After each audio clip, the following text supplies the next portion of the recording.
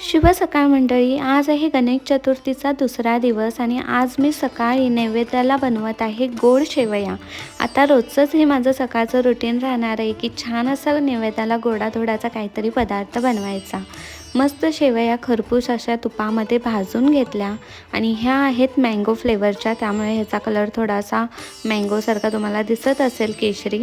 तर इथं ड्रायफ्रूट्स मी शेवयांमध्ये घालायसाठी घेतल्या, पण ते कापत बसण्यापेक्षा मी त्याला डायरेक्ट कुटून घेतलं, कारण का तेवढा वेळ नव्हता आणि जेवणही बनवायचं बाकी होतं.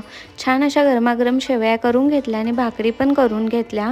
आज बाबांचा डबा पण होता, त्यामुळे जेवण पटपट बनवून घेतलं आणि शेवया ज्या बनवल्या होत्या त्या वाटेमध्ये काढून अशा प्रकारे इथं मी एका प्लेटमध्ये काढून घेतल्या आणि त्यावर छान अशी तुळशीची पानं ठेवून मस्त अशी सकाळची आम्ही आरती करून घेतली.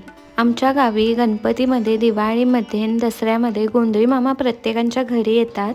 तर आमच्याही घरी आले होते, तर त्याची क्लिप या व्हिडिओमध्ये मी ॲड केलेली आहे.